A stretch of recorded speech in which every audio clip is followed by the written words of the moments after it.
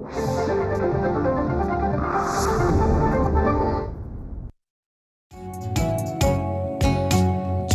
ग्राहक जागो, जागो जागो जागो, झाली नवी पहाट बघा हो. जागो ग्राहक जागो, करताना कुठलीही खरेदी नीट पारखून घ्या हो. जागो. जरी वाटले फसगत झाली सोडून देऊ नका हो. जागो. जाणा आपल्या अधिकारांना, कायद्यातल्या तरतुदींना, बेईमानांना धडा शिकवूया. जागो ग्राहक जागो, जागो ग्राहक जागो.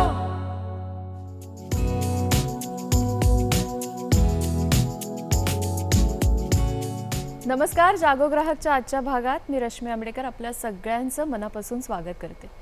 आपल्यापैकी बरेच जण सहकारी गृहनिर्माण संस्था म्हणजेच कोऑपरेटिव्ह हाऊसिंग सोसायटीजमध्ये राहत असतील. या संस्थांची काही उद्दिष्ट असावीत का? इथलं वातावरण सलोख्याचं कसं ठेवता येईल आणि जर काही प्रश्न असतील तर ते कसे सोडवायचे, या विषयावर आजच्या कार्यक्रमात आपण बोलणार आहोत. आणि यासाठी ज्या तज्ज्ञांना आमंत्रित केलंय त्यांची ओळख करून घेऊया. आपल्याबरोबर आहेत भास्कर म्हात्रे सर. नमस्कार सर, कार्यक्रमात तुमचं स्वागत करते. सर महाराष्ट्र राज्य गृहनिर्माण फेडरेशनचे सचिव आहेत. आजच्या आपल्या दुसऱ्या तज्ज्ञ आहेत शर्मिला रानडे मॅडम. नमस्कार. तुमचंही कार्यक्रमात स्वागत. मॅडम समन्वयक आहेत मुंबई ग्राहक पंचायतीच्या आणि ह्या प्रश्नामध्ये सहकारी गृहनिर्माण संस्था याच्याशी संबंधित वाचकांचे जे प्रश्न असतील त्यावर उत्तर देणारे छानसं सदर सध्या त्या लिहित आहेत. आणि आजचे आपले तिसरे तज्ज्ञ आहेत रमेश प्रभू सर. नमस्कार सर, तुमचंही कार्यक्रमात स्वागत. सर अध्यक्ष आहेत महासेवेचे. तिघांचंही पुन्हा एकदा स्वागत करून आजच्या चर्चेला सुरुवात करूया. पहिला प्रश्न मला म्हात्रे सरांनाच विचारायचा आहे की अशा पद्धतीची काही फेडरेशन आहे, हेच आपल्यापैकी खूप जणांना माहीत नसेल कदाचित. तर ह्या फेडरेशनचं कार्य काय आहे, त्याचं स्वरूप काय आहे, याबद्दल तुमच्याकडून जाणून घ्यायला आवडेल सर. डिस्ट्रिक्ट फेडरेशन हे फेडरेशन प्रत्येक डिस्ट्रिक्टमध्ये कार्यरत असतं आणि सोसायटीचे जे प्रॉब्लेम्स असतात ते प्रॉब्लेम फेडरेशन सॉल्व करत असतं. त्यांना रायटिंगमध्ये जर त्यांना काय ॲडवाईस पाहिजे असेल तर ते फेडरेशन देतं. रजिस्टर समजा एखाद्या सोसायटीवर ॲक्शन्स घेतं, सेक्शन 78 आहे, सेक्शन 75 आहेत, तर ते फेडरेशनचा अभिप्राय मागवतो. आणि जोपर्यंत फेडरेशन त्यांचा अभिप्राय देत नाही आहे तोपर्यंत रजिस्ट्रार त्याच्यावर ॲक्शन घेऊ शकत नाही आहे. रिकव्हरी सर्टिफिकेट जेव्हा रजिस्ट्रार इश्यू करतो, रिकव्हरी ऑफिसर फेडरेशन्सकडे असतात. एज्युकेशन आणि ट्रेनिंग ते सुद्धा फेडरेशन देतं. आत्ता सेक्शन 154B6 आहे, त्याप्रमाणे प्रत्येक सभासदांना ट्रेनिंग देणं हे बंधनकारक आहे. मग ते फेडरेशन ट्रेनिंग देतं. अशा तऱ्हेने फेडरेशन वेगवेगळे कार्य करत असतं. बरं, आपण त्याच्याबद्दल अजून सविस्तर बोलणार आहोतच. मला प्रभू सरांना विचारायचं आहे की मुळात कोऑपरेटिव्ह हाऊसिंग सोसायटी ह्याची स्थापना कशी केली जाते, जर एखादी करायची असेल तर? बघा, गृहनिर्माण संस्था स्थापन करण्यासाठी लोकांनी एकत्रित आला पाहिजे. पूर्वी कसं होतं की लोक एकत्रित यायचं, एक जमीन घ्यायचं किंवा त्यांच्याबरोबर करार करायचं, त्याच्यानंतर गृहनिर्माण संस्था स्थापन करायचा. त्याला आपण म्हणतो ओपन प्लॉट सोसायटी. आणि तिकडे ते कॉन्ट्रॅक्टरला नेमायचं, घर वितरण करायचं. हळूहळू ज्या विकासक आहेत ते बिल्डर त्या व्यवसायामध्ये शिरलेत. त्यांनी काय केलं की आपल्या नावाने जमीन घेऊन ज्या प्लान वगैरे मंजूर करून नंतर ज्या बिल्डिंग बांधतायत, लोकांना विकतायत, ज्याला महाराष्ट्र ओनरशिप फ्लॅट ॲक्ट अंतर्गत लोकांना फ्लॅट विकायला गेलेत, तर तिथे सुद्धा त्यांना एक हे कर्तव्य आहे त्यांचं की गृहनिर्माण संस्था तयार करून देणे, जेणेकरून त्यांचं देखभाल करता येईल. अशा प्रकारे एक ओपन प्लॉट सोसायटी आहे. दुसरं ज्याला आपण म्हणतो flat owners type of society. त्याचप्रमाणे आपला समजा इंडस्ट्रियल गाला आहेत किंवा ऑफिसेस प्रिमाइज आहे, त्याला आपण प्रिमाइजेस कोऑपरेटिव्ह सोसायटी म्हणतो. त्याच्यानंतर ह्या वेगवेगळ्या प्रकारच्या सोसायटी ज्याला आपण बंगलो टाईप ऑफ सोसायटी पण असतात, बंगलोवाले सुद्धा सोसायटी करू शकतात. ओपन प्लॉट सोसायटी आहे. असं वेगवेगळ्या प्रकारच्या गृहनिर्माण संस्था महाराष्ट्रामध्ये काम करत आहे. नवीन घर घेतलं, हां, रिसेलचं घर असेल, असे वेगवेगळ्या प्रकारे आपण घर विकत घेतो. किंवा काही वेळेला असं होतं की माझी इमारत जुनी आहे आणि आता तिचा पुनर्विकास झाला. तर ह्या सगळ्यामध्ये कोऑपरेटिव्ह हाऊसिंग सोसायटीचा सभासद आपण कसे होऊ शकतो, या तिन्ही पॉसिबिलिटीजमध्ये काय सांगा? नक्की. सगळ्यात पहिले तर मी एखाद्या जुन्या सोसायटीमध्ये आपण रिसेलचं घर घेतलं तर आपल्याला त्याचे फॉर्म भरून द्यावे लागतात सोसायटीला, ट्रान्सफर फॉर्म. ते ट्रान्सफररनी पण भरून द्यायचे असतात काही फॉर्म ट्रान्सफरीनी भरून द्यायचे असतात. आपली माहिती द्यायची आहे, कशा पद्धतीने आपण ते फ्लॅट घेतलेले आहेत ते फॉर्म सगळे सबमिट करून ते ॲप्लिकेशन आपल्याला द्यायचं असतं सोसायटीला. ते सोसायटी ॲप्लिकेशन बघून मग सोसायटी आपल्याला मेंबर करून घेते. अर्थात त्याच्यामध्ये आपल्याला चार्जेस द्यावे लागतात, ट्रान्सफर फी द्यावी लागते आणि त्याची सगळी तपासणी झाल्यावर आपल्याला आपल्या नावाने आधीच्या ज्या व्यक्तीचं शेअर सर्टिफिकेट ज्याचं नाव असतं त्याच्या पाठी आपलं नाव एन्डॉर्स करून आपल्याला सभासदत्व मिळतं. एखादी जर नवीन संस्था स्थापन झाली असेल तर जसं यांनी सांगितलं की 5 लोक किमान लागतात किंवा जेव्हा फ्लॅट विकले जातात तर 51% दोघांपैकी जे जास्त असतील अशा लोकांनी एकत्रितपणे येऊन त्यांनी ती संस्था फॉर्म करायची. रजिस्ट्रारच्या ऑफिसमध्ये जाऊन ॲप्लिकेशन देऊन त्यांनी ती सोसायटी निर्माण करायची आणि त्याचे सगळे रजिस्ट्रेशन झाल्यानंतर जसे जसे मेंबर्स ते त्या नवीन इमारतीमध्ये फ्लॅट्स विकले जातील, नवीन नवीन मेंबर्स येत जातील तर त्यांनी सोसायटीकडे अप्लाय करायचं मेंबरशिपसाठी आणि मग त्यांना ते सभासदत्व दिलं जातं. आता राहिला प्रश्न रिडेव्हलपमेंटचा. रिडेव्हलपमेंटला कुठलीही संस्था जाते जी ऑलरेडी रजिस्टर्ड आहे. करेक्ट. ओके, तर त्यामुळे जे जुने सभासद आहेत ते तर त्याचे मेंबर्स असतातच. आता रिडेव्हलपमेंट झाल्यानंतर ज्या नवीन लोक फ्लॅट घेतील तर त्यांना सुद्धा त्या सोसायटीमध्ये मेंबर परत ते सगळं त्यांना ॲप्लिकेशन फॉर्म भरावा लागतो. मेंबरशिप फी, शेअर सर्टिफिकेटसाठी पैसे द्यावे लागतात, म्हणजे शेअर्स घ्यावे लागतात त्या सोसायटीचे, कारण सगळेजण समान हक्कवाले आहेत. तर त्यामुळे त्यांनी ॲप्लिकेशन देऊन ते मग सभासद बनू शकतात. आणि जर एखादी नवीनच संस्था असेल तर महारेराची पण अशी प्रोव्हिजन आहे की जर जेव्हा 50% त्याचे फ्लॅट्स विकले गेले, टोटली नवीन बिल्डिंग असेल तर तेव्हा ती ऑब्लिगेशन महारेरा म्हणजे रेराच्या कायद्यामध्ये डेव्हलपरवर घातलेली आहे, बिल्डरवर घातलेली आहे. त्यांनी 50% फ्लॅट विकले की त्यांनी सोसायटीची स्थापना करायची आहे. अच्छा, सो ह्या 3 गोष्टींमध्ये अशा पद्धतीने आपण सभासद होऊ शकतो. या सगळ्यामध्ये हस्तांतरण ही सुद्धा एक खूप महत्त्वाची गोष्ट आहे. तर प्रभू सर, तुम्ही काय सांगाल की हस्तांतरणाचे प्रकार काय आहेत आणि त्याची प्रक्रिया कशा पद्धतीने असू शकते? बरोबर, ज्या पद्धतीने मी सुरुवातीला सांगितलं की गृहनिर्माण संस्था चळवळी कुठून सुरुवात झाला की प्रत्येकानं असं वाटलं की आमचं स्वतःचं घर असावं. ह्याच्या अगोदर भाडे करारावर घर मिळत होता.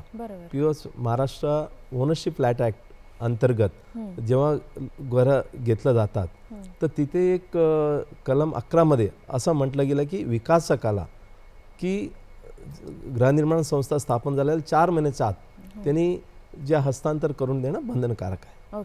आता जेव्हा आपण जमीन घेतो, जमीन 2 प्रकारचं असतात, एक तर लीज होल्ड असतो आणि एक फ्री होल्ड असतो. तर नॉर्मली लीज होल्ड म्हणजे कसं की ते भाडे तत्वावरच जमीन घेतलं जातात. फॉर एक्झाम्पल माडाचं आहे किंवा कलेक्टर लँड आहे, BMC लँड आहे, सिडको लँड आहे, ह्या ज्या शासनाचं जे काय प्राधिकरण आहे त्यांच्या जे जमीन वितरण केलं जातं ते लीज होल्डमध्ये दिलं जातात. दुसरं आहे फ्री होल्ड. फ्री होल्ड म्हणजे ज्या पूर्णपणे आपला अधिकार मिळतो. तर अशा प्रकारचं 2 प्रकारचं हस्तांतर होतात. आता हस्तांतर जसं मी म्हटलं सुरुवातीला गृहनिर्माण संस्था करायच्या अगोदर लोक एकत्रित येऊन 10 किंवा जास्त, आता 5 लोक पण येऊन गृहनिर्माण संस्था करू शकतात. 5 लोक एकत्र आले, गृहनिर्माण संस्था स्थापन केलं, जमीन घेतलं तर त्या प्रकारचं त्यांचं स्वतःचं होऊन जातं. दुसरं जे महाराष्ट्र ओनरशिप फ्लॅट ॲक्ट अंतर्गत किंवा आता रेरा आलेला आहे, 1 मे 2017 नंतर रेरा आलेला आहे, त्या अंतर्गत जेव्हा घर विकासक विकतात तर त्यांच्यावर सुद्धा एक बंधनकारक केलेलं आहे की रेराच्या कलम 17 अंतर्गत आणि महाराष्ट्र ओनरशिप फ्लॅट ॲक्टच्या कलम 11 अंतर्गत की सोसायटी नोंदणी झालेला कमीत कमी 4 महिन्याच्या आत त्यांनी हस्तांतर केलं पाहिजे. समजा त्यांनी हस्तांतर केलं नाही आहे तर आपल्याला वेगवेगळ्या प्राधिकरणाकडे जावं लागेल किंवा न्यायालयात जावं लागेल. तसं एक तर आपला हे कन्झ्युमर प्रोटेक्शन ॲक्ट जेव्हा 1986 आहे, आता 2019 आहे, त्याच्या अंतर्गत आम्ही ग्राहक न्यायालयाकडे जाऊन दाद मागू शकतो. बिकॉज शेवटी ज्या सदनिक आपण घेतो आपण सगळं ग्राहक आहोत. बरोबर. तर म्हणून ज्या संस्था आपण स्थापन करतो गृहनिर्माण संस्था, ते सुद्धा त्यांचे एक व्हॉलंटरी ऑर्गनायझेशन आहे, म्हणून ते ग्राहक न्यायालयाकडे जाऊ शकतात. एक दुसरा दिवाणी न्यायालयाकडे पण जाऊ शकतो, की अल्टिमेटली एक सिव्हिल एक रेमेडी आहे, आपण सिटी सिव्हिल कोर्टात पण जाता येईल. तिसरं जे पर्याय दिलेलं आहे की आपण ह्याला डीम्ड कन्व्हेन्स सुद्धा आपण जाऊ शकतो. तसं डीम्ड कन्व्हेन्स म्हणजे काय की महाराष्ट्र ओनरशिप फ्लॅट ॲक्ट कलम 11 असं म्हटलं गेलं आहे की ज्या सोसायटीला 4 महिन्याच्या आत समजा हस्तांतर दिलं नसेल विकासकांनी, तर आपण जिल्हा उपनिबंधकाकडे जाऊन दाद मागता येईल आणि जिल्हा उपनिबंधक जे आहेत सक्षम अधिकारी म्हणून त्या सुनावणी घेतात अर्ज आल्यावर, आणि त्याप्रमाणे त्यांना जमीन हस्तांतर करून दिला जातात. तर त्यांना एक अधिकार दिलेला आहे महाराष्ट्र ओनरशिप फ्लॅट ॲक्ट. नंतर ऑफकोर्स रेरा आलेला आहे, रेराकडे सुद्धा आपण दाद मागू शकतो. अशा प्रकारचे वेगवेगळ्या प्रकारचा कन्व्हेन्स किंवा हस्तांतर जमीनचा संस्थेच्या नावाने होऊ शकतो. मुख्य सोसायटीच्या आत शिरण्याआधीच्या गोष्टी आपण बोलूया, कारण मग नंतर एकदा आपण सोसायटीमध्ये आल्यानंतर तिथले प्रश्न काय आहेत त्याच्याकडे आपण वळणार आहोत. नॉमिनेशन हे सुद्धा म्हणजे ह्या सगळ्या गोष्टी ना खूप महत्त्वाच्या आहेत आणि काही वेळेला त्या राहून जाण्याची शक्यता असते. तर हे नामांकन किंवा नॉमिनेशन ह्याबद्दल तुम्ही काय सांगाल मॅडम? नॉमिनेशन करणं हे आपल्या सगळ्यांच्या सोयीसाठी असतं, कायद्याने बंधनकारक जरी नसलं, कारण मे आणि शेलचा हा फरक असतो कायद्याच्या भाषेमधला. त्यामुळे नॉमिनेशन करणं प्रत्येकाच्यासाठी गरजेचं आहे. आपल्या पश्चात आपला फ्लॅट कोणाला मिळावा हे नुसतं नॉमिनेशनवर ठरत नाही. जरी तुम्ही नॉमिनेशनमध्ये तुमच्या कोणाचं एका व्यक्तीचं 2 व्यक्तीचं नावं दिलं असतील, तर it is nominee is holding in trust. तो एक कॉन्टॅक्ट पॉईंट आहे तुमच्यासाठी, म्हणजे सोसायटीसाठी, की त्या व्यक्तीच्या पश्चात कोणाला कॉन्टॅक्ट करायचं. बरोबर. आणि आत्ता जो 2019 मध्ये जे अमेंडमेंट झालेला आहे, मगाशी सरांनी पण उल्लेख केला त्याचा, 154B एक नवीन चॅप्टर पूर्ण MCS ॲक्टमध्ये ॲड केलेला आहे. आणि ह्यामध्ये या चॅप्टरमध्ये हाऊसिंग सोसायटीच्या अनुषंगाने जे प्रयोजन आहेत, जे नियम आहेत, ते सगळे घातलेले आहेत. आणि त्याच्यात नॉमिनेशनचा पण एक घातलेला आहे, म्हणजे ट्रान्सफर. जेव्हा तुमचं अशा पद्धतीने मेंबरचा एका सदस्याचा मृत्यू झाला, तर त्यांनी जर नॉमिनेशन केलं असेल, तर ते कशा पद्धतीने त्या नॉमिनीला किंवा अल्टिमेट जे लीगल एअर आहेत, जे वारसदार आहेत त्या सदस्याचे, त्याला ते कशा पद्धतीने मिळणार. तुम्ही नॉमिनेशन फॉर्म वगैरे भरणं हे तर गरजेचं आहे त्याच्यासाठी. पहिली गोष्ट, नॉमिनेशन तुम्ही बदलू शकता. पहिलं नॉमिनेशन फॉर्म तुम्ही भरून देता ते फ्री आहे, त्याच्यामध्ये काही चार्ज लागत नाही.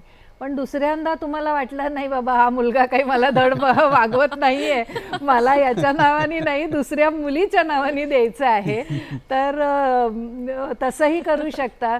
नॉमिनेशन बदलण्यासाठी प्रत्येक वेळेला बदललं तर 100 रुपये त्याचा चार्ज आहे, तो सोसायटीला द्यावा लागतो. सोसायटीकडे एक नॉमिनेशनचं रजिस्टर मेंटेन केलं पाहिजे त्यांनी, त्याच्यात त्याची नोंद ठेवली पाहिजे. कोणाचं ॲप्लिकेशन आलं मॅनेजिंग कमिटीमध्ये ते डिस्कस करण्यापेक्षा ते एक त्यांच्या माहितीसाठी ठेवलं गेलं पाहिजे आणि त्याची नोंद करून त्याच्यावर एक सही शिक्का मारून की तुमच्या नॉमिनेशनची नोंद आम्ही आमच्या रजिस्टरमध्ये घेतलेली आहे, तर एक कॉपी त्यांना स्टॅम्प मारून त्या सदस्याला परत द्यावी लागते.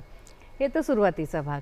नंतरचं जसं मी सांगितलं की आता नॉमिनीचं नाव आहे, सदस्याचा मृत्यू झालेला आहे, तर त्या नॉमिनीला आत्ताच्या ज्या नवीन अमेंडमेंटप्रमाणे त्यांना पूर्ण सदस्यत्व मिळत नाही, तर त्यांना काहीतरी असं डॉक्युमेंट द्यावं लागतं. मग ते विल असू देत, नाहीतर तुमचं सक्सेशन सर्टिफिकेट असू दे, एअरशिप सर्टिफिकेट किंवा फॅमिली अरेंजमेंट, असं काहीतरी डॉक्युमेंट त्यांना द्यावं लागतं, जेणेकरून सोसायटीला कळेल की हे वारसदार आहेत आणि त्यांना ते घर त्यांच्या नावाने सोसायटी ट्रान्सफर करून देते.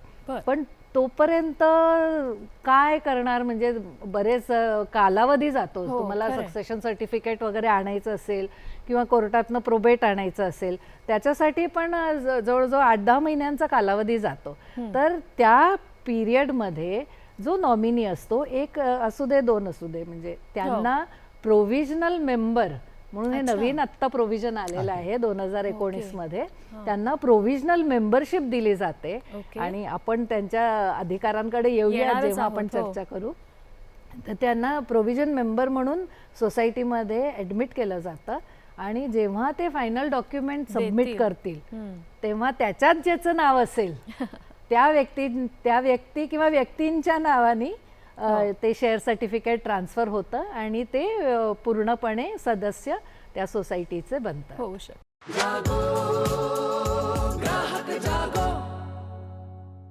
मला म्हात्रे सरांना विचारायचं की आता आपण आलो सोसायटीमध्ये, तर आता ह्या सोसायटीमध्ये मीटिंग्ज होणं हे फार गरजेचं असतं. सोसायटी म्हटल्यानंतर तिच्या मीटिंग्ज ह्या खूप गाजतात, विशेष करून AGM. आणि मग आमच्या AGMमध्ये आज असं झालं, अरे हे यांच्याशी असे भांडले, ह्याच्यात चर्चा खूप होतात. तर या मीटिंग्सबद्दल काही नियम आहेत का? त्या किती असाव्यात, कशा कशा प्रकारच्या असाव्यात, कधी घेतल्या जाव्यात, या सगळ्याबद्दल सविस्तर सांगा आम्हाला. आहे ना. पहिली जनरल बॉडी मीटिंग जी असते ना, सोसायटी एकदा रजिस्टर झाली की 3 महिन्याच्या आत पहिली जनरल बॉडी मीटिंग व्हायला पाहिजे. 14 पूर्ण दिवसाची नोटीस द्यायची. अच्छा. आता पूर्ण दिवस म्हणजे काय? म्हणजे मीटिंग डेट ऑफ मीटिंग आणि डेट ऑफ नोटीस सोडून मधले 14, म्हणजे ह्याच्यात बऱ्याचशा जणांचा घोळ होतो. क्लिअर डेज नोटीस ते देत नाही आहेत आणि मग प्रॉब्लेम होतो. मग रजिस्टर त्यांच्यावर ॲक्शन्स घेतो. म्हणजे 14 क्लिअर डेज नोटीस द्यायची.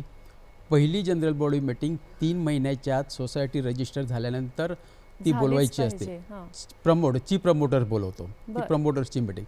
आणि त्या मीटिंगला रजिस्टरचा एक प्रतिनिधी हजर असायला लागतो. मग त्याच्यात ती पहिली जी जनरल बॉडी मीटिंग असते त्याच्यामध्ये एक कार्यकारी समितीची एक नेमणूक केली जाते त्याच्यामध्ये. आणि मग त्यांचा जो कार्यकाल असतो तो फक्त 1 वर्षाचा असतो. अच्छा. त्याच्यापेक्षा जास्त नाही, पण त्यांना अधिकार सगळे असतात. ही झाली पहिली. त्याच्यानंतर ॲन्युअल जनरल बॉडी मीटिंग म्हणजे वार्षिक सर्वसाधारण सभा. मॅक्झिमम प्रॉब्लेम ह्या सभेत असतात. ह्याला पण 14 क्लिअर डेज नोटीस द्यायची असते. ओके. वार्षिक सर्वसाधारण जी सभा आहे ती कोणत्याही परिस्थितीत 30 सप्टेंबरच्यात बोलवायला लागते.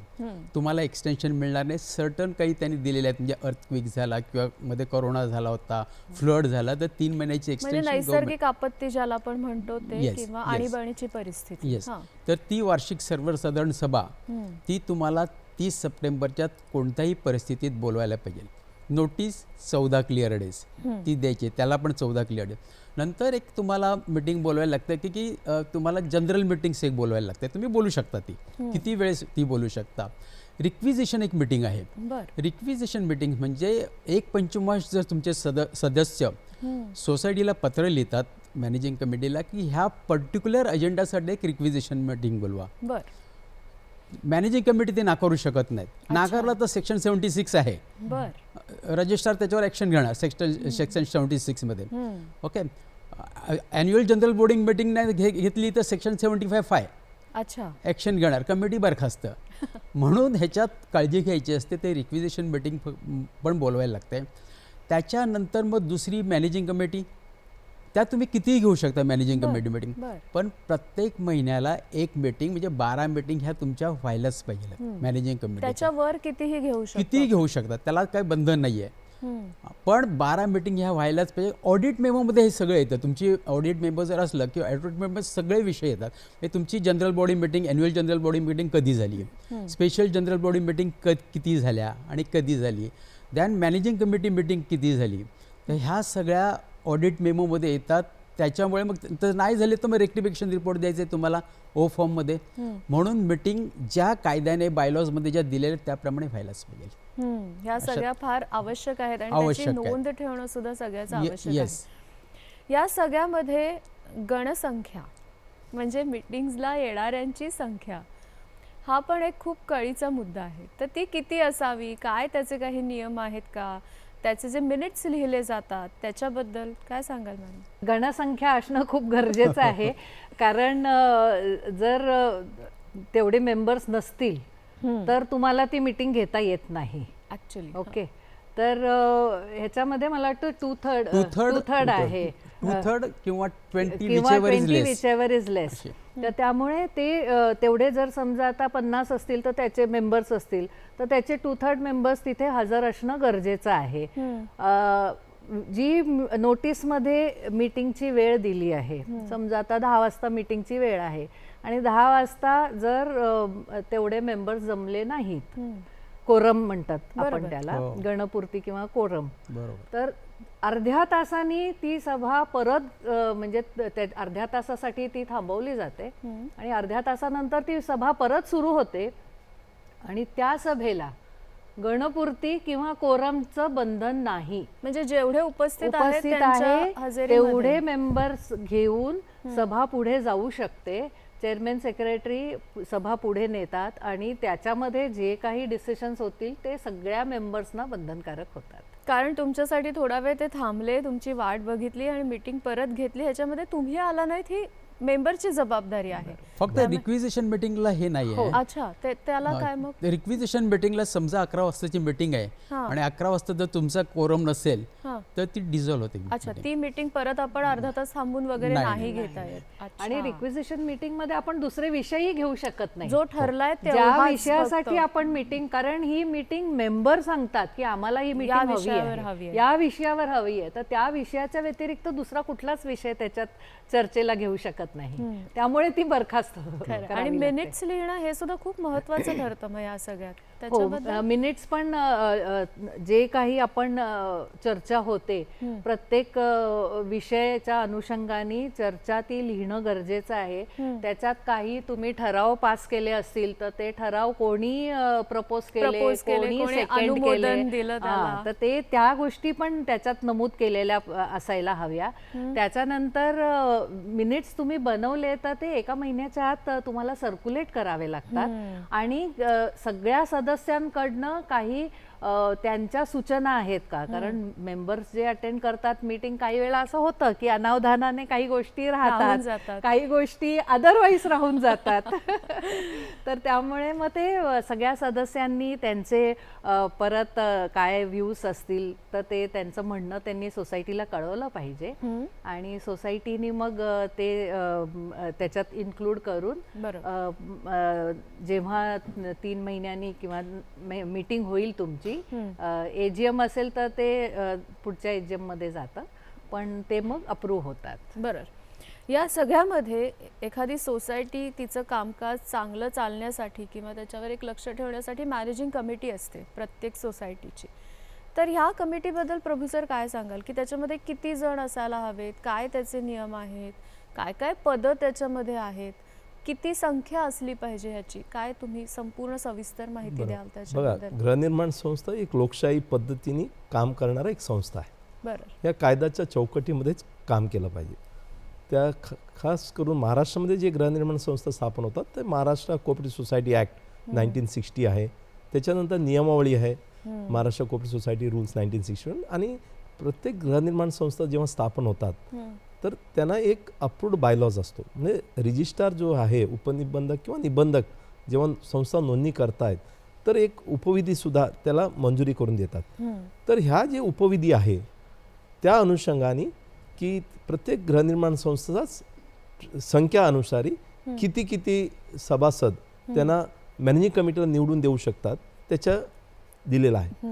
आता गृहनिर्माण संस्थांसाठी मॉडेल बायलॉज ज्याला आपण म्हणतो आदर्श उपविधी आहे, त्या आदर्श उपविधीमध्ये 114 ज्या बायलॉ नंबर आहे त्याच्यामध्ये नंबर ऑफ मेंबर्सप्रमाणे जेवढं सोसायटीमध्ये मेंबर्स आहेत त्या अनुषंगाने त्यांना मॅनेजिंग कमिटीमध्ये एवढा निवडून दिला पाहिजे असं म्हटलं गेलेलं आहे. तर समजा 100पेक्षा कमी असतील सभासद तर त्यांना जवळपास 6 सभासद जनरल कॅटेगरीमध्ये आणि नंतर रिझर्व कॅटेगरीमध्ये वुमेनला 2, लेडीजला 2, 8 झाला. त्याच्यानंतर SC STला शेड्यूल कास्ट शेड्यूल ट्राईबला 1 आणि नंतर OBC अदर बॅकवर्ड क्लास तर OBCला 1 आहे आणि नंतर स्पेशल बॅकवर्ड क्लास त्याला आपण म्हणतो न्यूमेरिक ट्राईब वगैरे त्यांना 1. असं करून 100पेक्षा कमी सभासद असतील तर त्यांना टोटली 11 मेंबरचं तुम्हाला मॅनेजिंग कमिटी निवडून द्यावं लागतं. बरं. आता समजा गृहनिर्माण संस्थांमध्ये 101 ते 200 आहेत तर फक्त जनरल कॅटेगरीमध्ये जिथे 6 आहेत त्याला 8 केला गेलेला आहे, म्हणजे 2 सभासद वाढवलेला आहे. आणि नंतर उर्वरित 5 रिझर्व कॅटेगरी आहे. वुमेनला 2, SC ST ला बाकी 1, सगळं ओबीसी same तेच आहे. आहे. तर असं करून तुम्हाला 13 लोकांना निवडून द्यावं लागतं. बर 201 ते 300 असेल हा तर परत 2 जनरल कॅटेगरीमध्ये वाढव वाढलेत. केलं जातात. ओके. जिथे 8 आहेत तिथे आता 10 आहे. 10 होणार आणि 5 बाकी सगळं रिझर्व same. 15. हम्म. त्याचप्रमाणे 301 ते 500 परत त्याला 2 ॲडिशनल करून 14. तर अच्छा. 500 पेक्षा जास्त असेल तर अशा प्रकारे 2-2 सभासदांचा वाढीव जातात.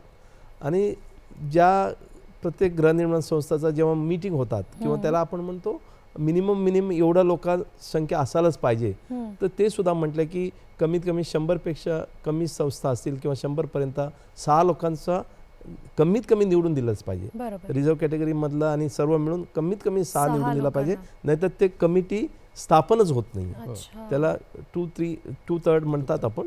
तर कमीत कमी 6 100पेक्षा मेंबर. तसंच 100 ते 100 101 ते 200 असेल तर 7 मेंबरला असं करून एक मेंबरला तुम्हाला मिनिमम एवढं निवडून देणं सुद्धा बंधनकारक आहे. हम्म. आता प्रश्न येतो ह्यांना कसं निवडून द्यायचं. करेक्ट. निवडून द्यायचं सुद्धा एक कार्यपद्धती असायला पाहिजे. बरोबर. म्हणून Maharashtra cooperative society election to committee rules 2024 जेव्हा कायद्यामध्ये बदल केला गेला तर ते नियम निवडून देण्यासाठी सुद्धा एक स्वतंत्र प्राधिकरण आहे, Maharashtra state cooperative election authority. तर त्यांच्यामार्फत निवडणुका वगैरे घडल्या जातात. घेतल्या जातात. हो. पण 2019ला जेव्हा कायदा बदलला गेला त्याला एक स्वतंत्र चॅप्टर 13B म्हणून एक स्वतंत्र चॅप्टर गृहनिर्माण संस्थांसाठी जेव्हा स्थापन केलं गेलं त्याच्यामध्ये त्यांनी 2 प्रकारचं गृहनिर्माण संस्था 2 भागामध्ये डिवाइड केला. एक C type of cooperative society आणि एक E type of cooperative society. अच्छा. ज्यांचं समजा मेंबरशिप 250 पेक्षा कमी आहे किंवा कमी आहे. 250 पर्यंत आहे मागच्या कालावधीमध्ये म्हणजे as on 31 March of last year preceding इयरला. तर त्यांना E कॅटेगरीमध्ये टाकलेलं आहे. ओके. E कॅटेगरी सोसायटीमध्ये त्यांच्या निवडणुका ते स्वतः घेऊ शकतात. स्वतःचा सोसायटीचा मेंबर करू शकतात. तर स्वतःचा सोसायटीचा मेंबर करत असतील एक निवडणूक अधिकारी म्हणून हा. तर त्यांना ज्या Maharashtra state cooperative housing federation आहे किंवा जिल्हा फेडरेशन आहे त्यांच्याकडून त्यांना ट्रेनिंग घेणं अतिशय गरजेचं आहे. बरं, ट्रेनिंग बरं. सर्टिफिकेट घेणं गरजेचं आहे. किंवा ज्या इलेक्शन ऑथॉरिटी म्हणजे आपला जिल्हा आपला डिव्हिजनल जॉईंट रजिस्टर जवळपास 9 डिव्हिजन आहे महाराष्ट्रामध्ये.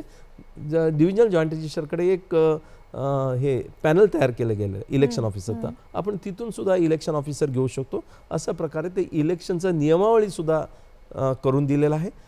जवळपास 45 दिवसा इलेक्शनचा कार्यक्रम आहे. ज्या पद्धतीने नॉर्मली इलेक्शन होतात त्याचप्रमाणे तुम्हाला वोटर लिस्ट तयार करणं, हो. त्याच्यानंतर कॅन्डिडेट बोलवणं, त्याच्यानंतर ज्या अबाधित आहे ज्यांनी पैसे भरलेला नाही थकबाकी आहे डिस्क्वालिफाय करणं, त्यांच्या स्क्रुटिनी करणं, विड्रॉल करणं, त्याच्यानंतर ज्यांना समजा काही कारणात तुम्ही अबाध केलं असेल तर अपील करणं, असं प्रकारचे सर्व आहे. नंतर फायनल कॅन्डिडेटचं लिस्ट तयार केलं जातात, वोटिंग होतात आणि वोटिंग झाल्यानंतर निवडणुका जाहीर केल्या जातात.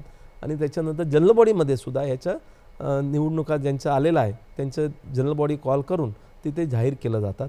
अशा प्रकारचे पूर्ण पद्धतीने नियमावली आहे. बरं. काही गृहनिर्माण संस्था स्वतःच्या जनरल बॉडीमध्ये निर्णय घेतात ते हम्म. चुकीचं आहे. C कॅटेगरी ज्या सांगितलं ज्यांच्या 250 पेक्षा जास्त सभासद आहेत त्यांच्या Maharashtra state cooperative election authority आहे त्यांच्या मार्फतच त्यांचं इलेक्शन घेणं अतिशय गरजेचं आहे. तर निवडणुका घेताना सुद्धा खूप काळजी घेणं अतिशय गरजेचं आहे. खूप सोसायटीनं असं वाटतं की 250 पेक्षा कमी आहे आम्ही जनरल बॉडीमध्ये निवडणूक घेऊ, हे अतिशय चुकीचं आहे. असं असं नाही केलं करता तर तिथे कामा. प्रशासक येणार आणि हो. पूर्णपणे सोसायटीचं कामकाज ठप्प होऊ शकतात. तर नियमाचं पालन करणं अतिशय गरजेचं आहे. आणि कोणती कोणती पदं असतात ह्याच्यामध्ये मेन? मेन एकदा निवडणुका झाला तर आपला पदाधिकारी म्हणजे त्याच्यानंतर पदाधिकारी निवडणुकासाठी हो. सुद्धा इलेक्शन ऑफिसर एक पहिला मीटिंग घेतात. ओके. तर हे पहिल्या मीटिंगमध्ये खास करून 3 पोस्ट तर असतातच. मिनिमम केल्या जातात ज्याला आपण म्हणतो चेअरमॅन अध्यक्ष, दुसरं सेक्रेटरी सेक्रेटरी सचिव आणि कोषाध्यक्ष. खजिनदार किंवा ट्रेझरर हे 3 तर पोस्ट आहे त्याला आपण ऑफिस बेअरर म्हणतो. त्याच्या व्यतिरिक्त सोसायटीला वाटलं की आम्हाला व्हाईस चेअरमॅन पाहिजे किंवा जॉईंट सेक्रेटरी पाहिजे, जॉईंट ट्रेझरर पाहिजे किंवा असं पद्धती तर मॅनेजिंग कमिटी ठरवून तर त्यांना पदाधिकारी असं ऑफिस बेअरर म्हणून ते करू शकतात. ह्या उपविधीमध्ये ह्याचं सांगितलं गेलेलं आहे.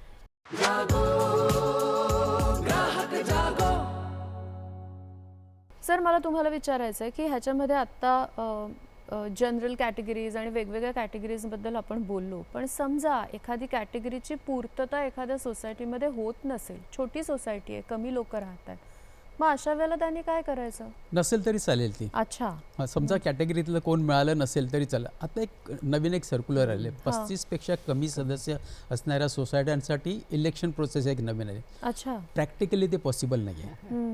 कळलं ना? त्याच्यात एक जनरल, एक OBC, एक NT आणि एक SC किंवा ST आणि एक महिला. ओके. आणि समजा जर कॅटेगरीतलं कोण मिळालं, मग एकच समजा जनरलचा तो सोसायटी चालू शकेल का? आम्ही इट इज व्हेरी डिफिकल्ट, म्हणजे हे होऊ शकत नाही. मग आम्ही गव्हर्नमेंटला पत्र लिहिलं आहे, कारण हे प्रॅक्टिकली पॉसिबल नाही आहे आणि आम्ही त्यांना सजेशन पण दिलेलं आहे. अच्छा. त्याच्यामुळे ते जरी नसले ना तरी काय प्रॉब्लेम नाही आहे, पण जनरलचे 6 तर पाहिजे. म्हणजे 100 असेल तर हे 5 ऑलवेज रिझर्व्ह, किती पण असू दे, 100, 200, 300 रिझर्व्हच असतात, ठरलेलेच आहेत. पण तेवढे तर तुमच्याकडे पाहिजे, अदरवाईज मग ती कमिटी डिझॉल्व होईल. ओके. आणि गणपूर्तीसाठी ते नसतील तर त्यांची गणना पण होत नाही. असे जे स्पेशल कॅटेगरी मधले मेंबर्स आहेत ते. कमिटी मेंबर्सच्या जबाबदाऱ्या काय असतात? कमिटी मेंबर्सच्या जबाबदाऱ्या फार आहेत, म्हणजे सगळीच जबाबदारी कमिटी मेंबरवर. Committee member. आणि मेन प्रॉब्लेम काय होतो माहिती आहे का, प्रत्येक सोसायटीमध्ये जे तंटे होतात ना, त्याला एक कारण इगो आणि इग्नोरन्स हे कारण आहे. त्याच्यात इग्नोरन्स म्हणजे काय, कमिटीने कधीच बायलॉज वाचलेला नसतो, त्यांनी कोऑपरेटिव्ह सोसायटी ॲक्ट वाचलेला नसतो, व्हेरियस गव्हर्नमेंट सर्क्युलर येत असतात, कधी वाचलेलं नसतो, महाराष्ट्र कोऑपरेटिव्ह सोसायटी रूल 1961 कधी वाचलेलं नसतं त्याच्यात. आणि मग प्रॉब्लेम होतो. आता कमिटीला समजा एखाद्या सभासदाने मेंबरशिप घ्यायची असली, कमिटी वाटेल ते प्रपोज करतं ठराव करायला. एक सोसायटी आहे, सोसायटीचं नाव नाही सांगत, त्याने एक ठराव पास केला की ॲडमिशन फी 5% सेल प्राईजवर घ्यायची. 14-15 लाख रुपये. ही मुंबई हायकोर्टामध्ये ही याचिका गेली आणि ती शेवटी मग त्यांनी डिसमिस झाली, म्हणजे असं घेता येत नाही आहे. 5% म्हणजे झालं काय तुमचं? म्हणजे काही ठराव पास करतात का, तर त्यांना बायलॉजचं नॉलेज नसतं, म्हणून ते असे ठराव पास करतात. मेंटेनन्स जे सगळं सोसायटीचं आहे ते कमिटीने घ्यायचं. एखाद्या कमिटीने समजा एखाद्या सभासदाला एखादं डॉक्युमेंट्स पाहिजे असेल, 154(ब)(8) कोऑपरेटिव्ह सोसायटीत जर डॉक्युमेंट नाही दिलं त्याने तर ती कमिटी बरखास्त होते. अच्छा. हां, ती कमिटी बरखास्त होते त्याचे. अशा तऱ्हेने तुमचं मेंटेनन्स. जनरल बॉडी मीटिंग मी मगाशी तुम्हाला सांगितलंच की 75 जर नाही घेतली ती तुम्ही 30 सप्टेंबरच्यात कमिटी बरखास्त. असे वेगवेगळे त्यांच्यावरती, म्हणजे सेफ्टी तुम्हीच बघायचं आहे, फायर ऑडिट्स वगैरे आपण नंतर बोलणार आहोत त्यावर. त्याच्यात तर बऱ्याचशा जे कामं असतात ना, लोकांशी चांगला सुसंवाद साधायचा आहे, ही सगळी कामं कमिटीची आहेत. नाहीतर मग कमिटी डिझॉल्व होते आणि तिथे मग प्रशासकीय अधिकाऱ्याची नेमणूक होते. बरोबर. त्यांची बरीच कामं आहेत त्यांची सोसायटी. थोडक्यात मी असं म्हणणार, गृहनिर्माण संस्थेचं पूर्ण कामकाजचा ज्या जबाबदारी आहे त्या इलेक्टेड मॅनेजिंग कमिटीला दिलं गेलेलं आहे. बरोबर. सगळ्यांनी एकत्र येऊन काम करणं शक्य नाही, म्हणून त्याच्यामध्ये आता बघा सुरुवात होतोय कन्व्हेन्स घेणं, कन्व्हेन्स घेतल्यानंतर मॅनेजमेंट करणं, मॅनेजमेंट करण्यात सोयीसुविधा देणं, त्याला सिक्युरिटी म्हणा, क्लिनलीनेस म्हणा, हाऊसकीपिंग म्हणा, पार्किंग म्हणा, ज्या काय, आणि त्यांना हस्तांतर करून देणं, नवीन मेंबर करणं, त्यांच्या रजिस्टर मेंटेन करणं, अकाउंटिंग करणं, पैसे घेणं, ऑडिट करणं, इन्कम टॅक्स रिटर्न भरणं, म्हणजे ज्या काय एक संस्था, ज्या रजिस्टर्ड संस्था आहे त्यांना जे काय काम करायचं आहे हे पूर्णचं पूर्ण काम त्यांना करावं लागतं. जसं म्हात्रे साहेबांनी चांगलं म्हटलं की एखादा तुम्ही कॉम्प्लायन्स नाही केलं किंवा कुठेतरी तुम्ही चुकीचं व्यवहार केला, जसं की जनरल बॉडी वेळेवर नाही घेतलं किंवा स्पेशल जनरल बॉडी मीटिंग नाही घेतलं किंवा अफरातफरा केला, तर तुमच्यावर कारवाई होऊ शकतो आणि तुमचं बरखास्त केलं जातं, तुम्हाला डिस्क्वालिफाय केलं जातात. म्हणजे खूप जबाबदारी गृहनिर्माण संस्थाच्या ज्या पदाधिकारी आहे किंवा मॅनेजिंग कमिटीवर आहे.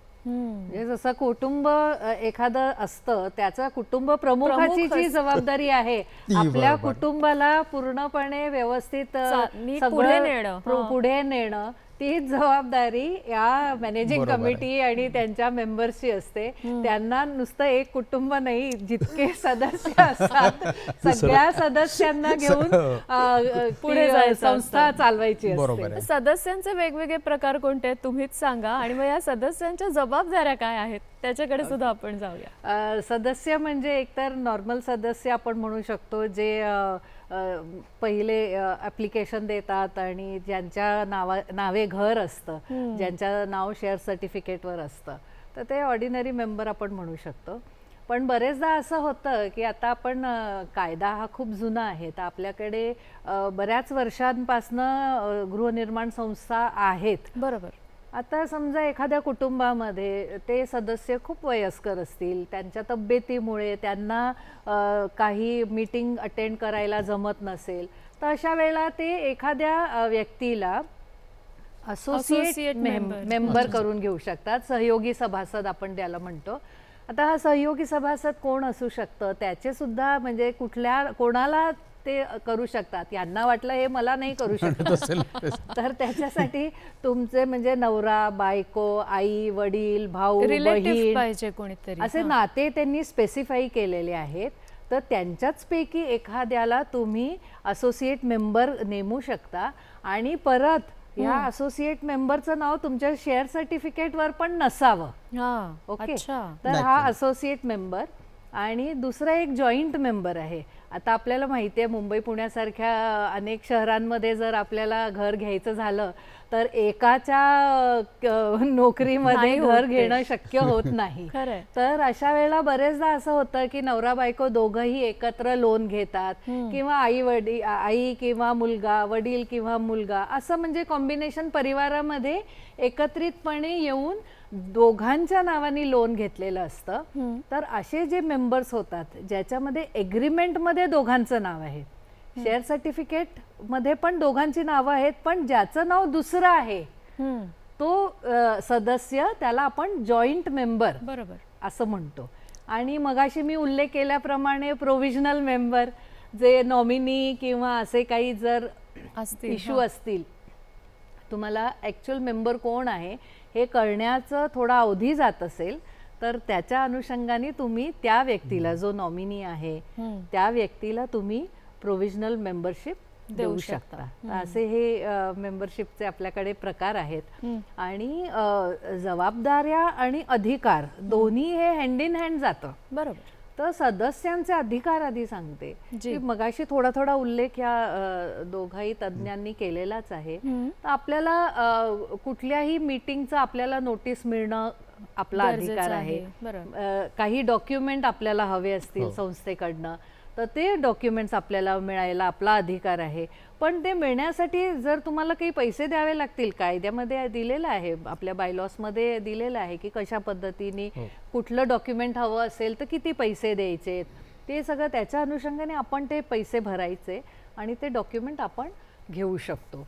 त्याच्यानंतर आपल्याला मिनिट्सची कॉपी मिळणं आपल्याला आपला अधिकार आहे, बायलॉसची कॉपी मिळणं आपल्याला अधिकार आहे आपला. असे आपल्या हे सगळे अधिकार आहेत. आणि जबाबदाऱ्या म्हटलं तर येस, जेव्हा आपण आपले हक्क गाजवतो तर तेव्हा आपल्याला आपली कर्तव्य पण तितक्याच म्हणजे छानपणे आपले बजावले पाहिजे. जे आपण चार्जेस, सोसायटी म्हटल्यावर आता आपण हा ग्राहक, सोसायटी आणि ग्राहक, तर जेव्हा आपण ग्राहक बनतो, ग्राहक कधी बनतो आपण, जेव्हा आपण कुठली तरी सेवा घेत असतो त्याच्या बदल्यात. तर आता ही सोसायटी जी आपल्याला सेवा पुरवते, तर त्या सेवेसाठी निश्चितच काहीतरी त्याचं मूल्य आकारते. तर ते चार्जेस ते काही स्वतःसाठी नसतात, ते सोसायटीच्या जनरल काय खर्च असतात ते आकारण्यासाठी, ते भागवण्यासाठी प्रत्येक सदस्याला काही दर महिन्याला सोसायटी मेंटेनन्स चार्जेस द्यावे लागतात, सर्व्हिस चार्जेस द्यावे लागतात. तर जेव्हा जेव्हा हे बिलं तुम्हाला येतात, काही सोसायट्या महिन्याला देतात, काही सोसायटी 3 महिन्याला देतात, तर जसं तुमच्या सोसायटीने ठरवलं असेल तशा पद्धतीने तुमचं बिल आलं तर वेळेत बिल भरणं ही आपली जबाबदारी आहे. खरंय. मीटिंग अटेंड करणं ही आपली जबाबदारी आहे. जसा तो आपला अधिकार आहे तसं ती आपली जबाबदारी सुद्धा आहे. येस. तर त्यामुळे मीटिंग अटेंड करणं, संस्थेच्या कार्यात सहकार्य करणं, कारण शेवटी नावातच आहे बघा सहकारी. सहकारी गृहनिर्माण संस्था, तर तिथे सहकार आणि सहयोग हे प्रत्येकानेच दिलं पाहिजे. अपेक्षित आहे ते, अपेक्षित. नाही का? त्यामुळे it is based on the principle of cooperation. Correct. प्रत्येकाने तिथे कॉपरेट करणं, एक संस्थेमध्ये खेळीमेळीचं वातावरण असणं, ठेवणं, आपल्यामुळे इतर कुणाला काही त्रास होणार नाही, ही जबाबदारी सुद्धा आपलीच आहे. खरंय. काही वैयक्तिक गोष्टी अशा असतात ज्याच्यामध्ये कमिटी प्रत्येक वेळेला नाही सहभागी होऊ शकत, त्या तुम्हाला वैयक्तिक स्तरावरच सोडवणं गरजेचं असतं. मला वाटतं ही प्रत्येक सदस्याची जबाबदारी असते.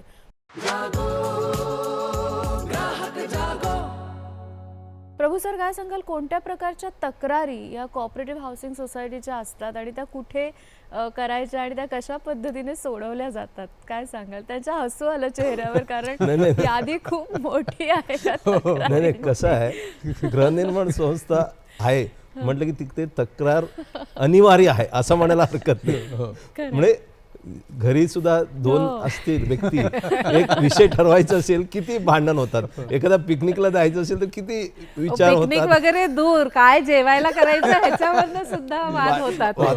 म्हणजे एकमत इथे तर नसतं, वाद खूप म्हणण्यापेक्षा मोठा एकमत. एक्सटेंडेड फॅमिली आहे, बरोबर. म्हणून वादविवाद तक्रार होत असतात. तरी देखील आपला नियम आहे, नियमाच्या अनुषंगाने जेव्हा जेव्हा आपल्याकडे वादविवाद होतात तर आपण खऱ्या अर्थाने नियमाकडे वळतो. आणि जसं की महाराष्ट्र कोड सोसायटी ॲक्ट आहे, रूल्स आहे, बायलॉज आहे, तर बायलॉमध्ये 174 बायलॉ नंबर म्हटलेला आहे. त्याच्यात वेगळं प्राधिकरण, त्यांनी एक जवळपास 8 एक प्राधिकरण सांगितलं गेले की जिथे आपण तक्रार नोंदवता येईल. खास करून पहिला आपण तक्रार विचार करू, जे आहे ॲडमिनिस्ट्रेशन, सोसायटीचा कामकाजाचा व्यवस्थापनाचा ज्या तक्रार असतात त्याच्यात हे सर्व उपनिबंधकाकडे जातात. आता व्यवस्थापनामध्ये काय येतात, एक इलेक्शन झालं की नाही, किंवा मेंटेनन्स दिलं की नाही, शेअर सर्टिफिकेट इश्यू झालं की नाही, मेंबरशिप दिलं की नाही, किंवा वार्षिक सभा घेतलं की नाही, मॅनेजिंग कमिटी मीटिंग झालं की नाही, ह्या ज्या ॲडमिनिस्ट्रेशन, अकाउंटिंग, ऑडिटिंग, ह्या सर्व जे आहे ते सर्व तक्रार, जवळपास 23 प्रकारचं तक्रार आहे, ते आपला उपनिबंधकाकडे जातात. दुसरं आहे कोऑपरेटिव्ह कोर्ट. आता कसं असतो, एखादा निर्णय जे काही कमिटीने घेतलं असेल, जनरल बॉडीने घेतलं असेल, ह्या निर्णयाचा काय विचार होऊ शकतात, ह्याचे इव्हिडन्स कसं होईल, विचार कसं घेतला असेल, कोणी त्याला होकार दिला, ह्या सर्व जे आहे उपनिबंधक बघू शकत नाही. म्हणून त्याला कोऑपरेटिव्ह कोर्ट आहे, आपल्याला न्यायालय आहे, सहकार न्यायालयामध्ये जावं लागतं अंडर सेक्शन 91. असं करून त्या सहकार ज्या निर्णय घेतलेला आहे, मॅनेजिंग कमिटीचा ठराव असू द्या, जनरल बॉडीचा ठराव असू द्या, किंवा काही वादविवाद मेंबरमध्ये पण वादविवाद होतात. कसं आहे की बाजूवाला स्मोकिंग करतो, त्याच्यामुळे मला त्रास होतो. आता हे ठरवणारं कोण? सोसायटी ठरवू शकत नाही, म्हणून न्यायालय ठरवेल. तर असं 2 मेंबरमध्ये पण वादविवाद असेल, किंवा गळती असेल, किंवा पार्किंगचं अलॉटमेंट असेल, पार्किंगचा नियम बरोबर सांभाळला की नाही, बायलॉप्रमाणे केला की ठराव बरोबर आहे की नाही, हे पॉलिसी बरोबर आहे की नाही, हे ठरवण्याचा अधिकार आपला न्यायालयाकडे आहे. तसंच इलेक्शन, समजा इलेक्शन निवडणूक अधिकारीने व्यवस्थित घेतलं की नाही, त्याच्या निवडणुकीमध्ये काय चुका झाला असेल, ह्या सर्व जे डिस्प्यूट आहे ते कोऑपरेटिव्ह कोर्टात जातात. तर तिकडे तिसरा येतो की आपल्याकडे पाणी येत नाही समजा, किंवा लिकेज आहे, ह्या ज्या मुद्दे आहेत ते म्युन्सिपाल्टीचं संबंधित आहे, किंवा प्लॅनिंग ऑथॉरिटीकडे, किंवा इलिगल कन्स्ट्रक्शन झालेलं आहे, तर आपल्याला म्युन्सिपल कॉर्पोरेशनकडे जाऊ शकतात. चौथं ज्या प्राधिकरण आहे त्याला आपण म्हणतो सिटी सिव्हिल कोर्ट किंवा ग्राहक न्यायालय, जिथे एखादा सोसायटीचं बाजूवाल्यांची किंवा विकासकाची जेव्हा भांडण होतात ते सिव्हिल कोर्टातच जाऊ शकतो, अशा प्रकारचे आहे.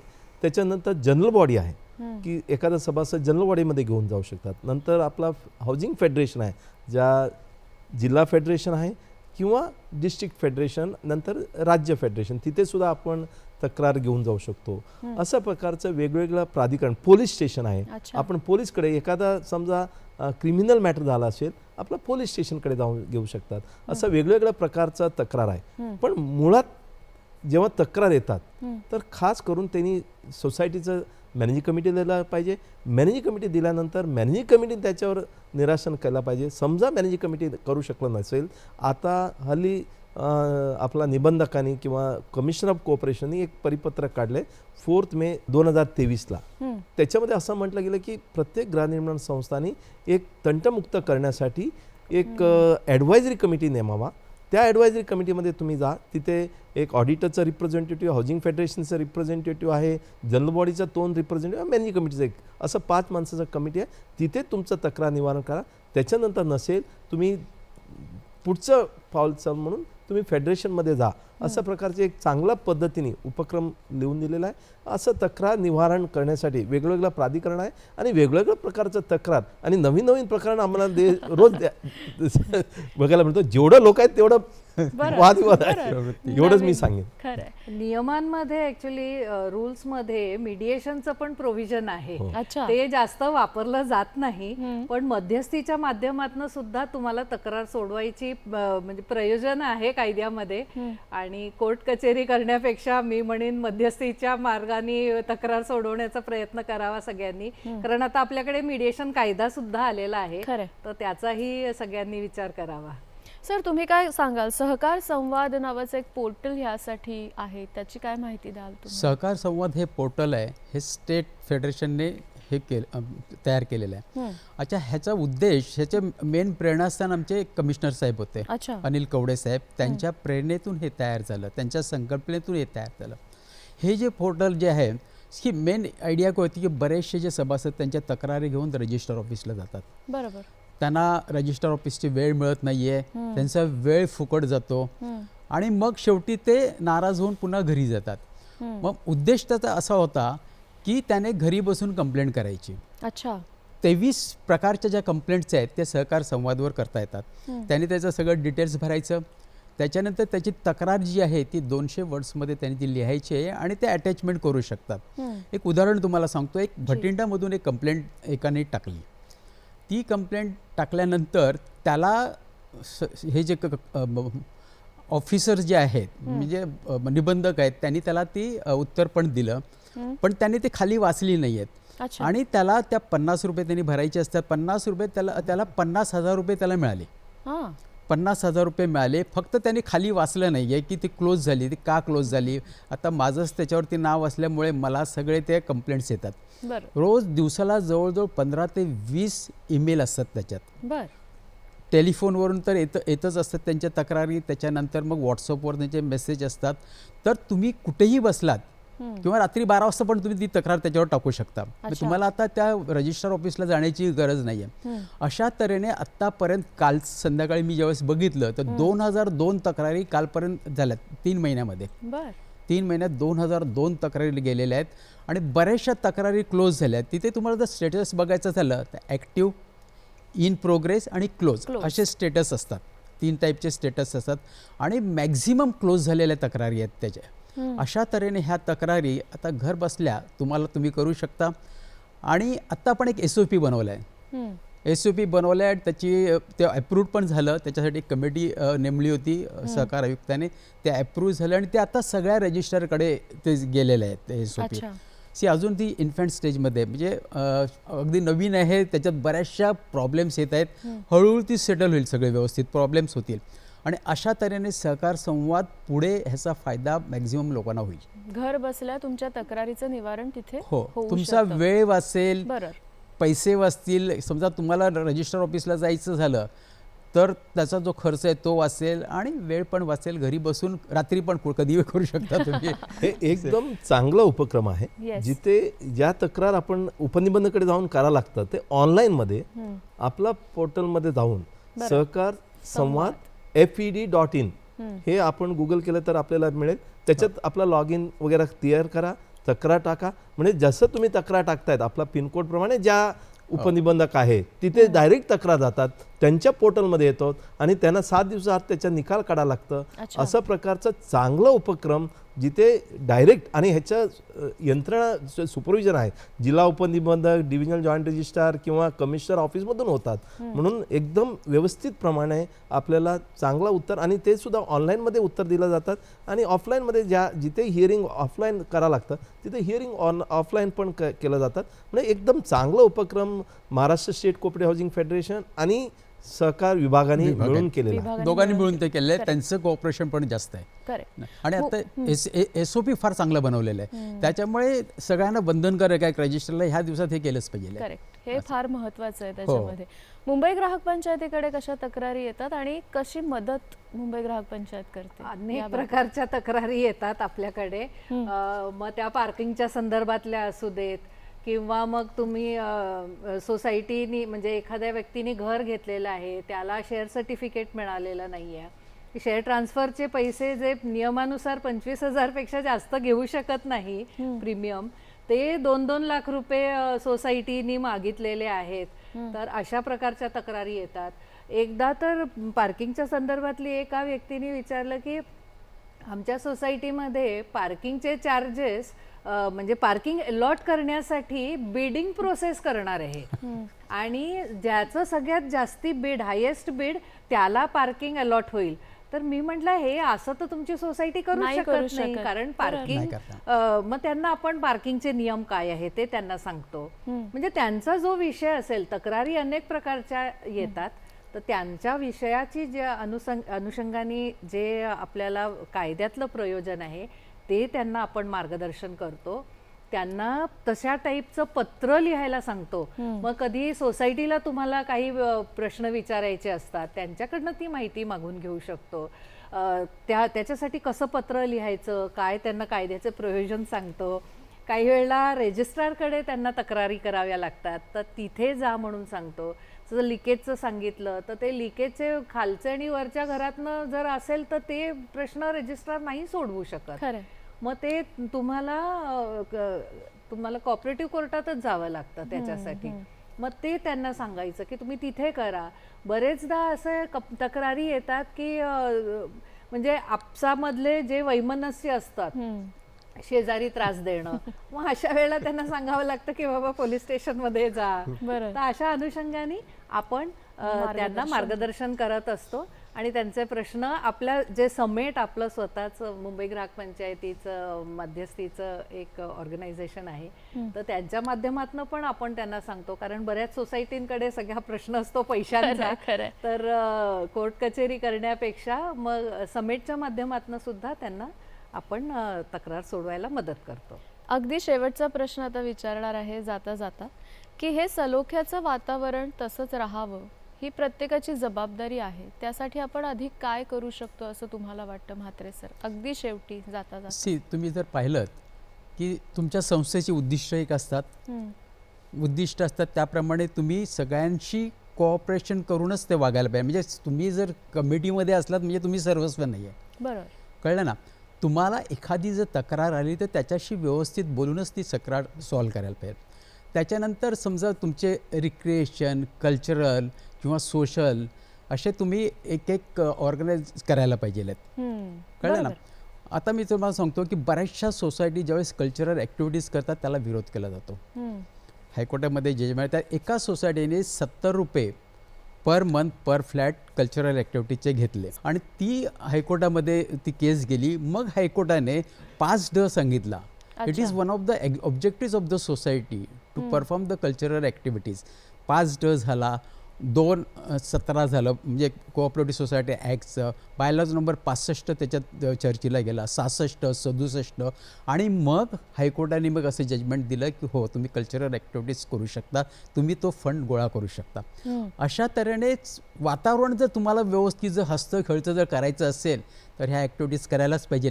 म्हणजे तुम्ही एकत्र येता आणि तुमच्या ह्याच्यात सुसंवाद साधला जातो आणि कोऑपरेटिव्ह सोसायटीमध्ये चांगलं वातावरण होतं. मला वाटतं याच नोटवर आपण थांबूया, कारण तक्रारी वगैरे तर होतच राहतील, बरीच माणसं असल्यानंतर या गोष्टी होणारच, पण अशा पद्धतीने खेळीमेळीचं वातावरण जपणं हे सुद्धा खूप इम्पॉर्टंट आहे. सर तुम्ही काय सांगाल जाता जाता याबद्दल? 100% नक्कीच कोऑपरेशन असायला पाहिजे. नावाप्रमाणे प्रत्येकाला समजून घेतलं पाहिजे आणि हे ऑटोनॉमस बॉडी आहे. तिकडे कसं झालं आहे, इकडे कसं झालं, त्यांना हे झालं ते न करता, इगो न आणता, इग्नोरन्स असेल तर त्याच्या प्रशिक्षण घेऊन आणि ह्या कायद्याचं नियमाचं वगैरे पालन केलं, दरवर्षाला तुम्ही कार्यक्रम करत राहिला, मला वाटतं व्यवस्थित होईल आणि असं झालंच पाहिजे असं आमचं म्हणणं आहे. हा विषय इतका मोठा आहे की हा एका भागात आपण आणण्याचा प्रयत्न केला आहे, पण तरीसुद्धा आपण एकत्र जर आलो आणि छान राहिलो तर मला वाटतं कोऑपरेटिव्ह हाऊसिंग सोसायटीचं उद्दिष्ट पुढे नेण्यासाठी आपलीसुद्धा तेवढीच मदत होऊ शकते. तुम्ही तिघंही इथे आलात आणि छान मार्गदर्शन केलं. मी तुमचे धन्यवाद. मनापासून आभार मानते आणि नव्या विषयासह आपण पुन्हा भेटणार आहोतच. तोपर्यंत नमस्कार.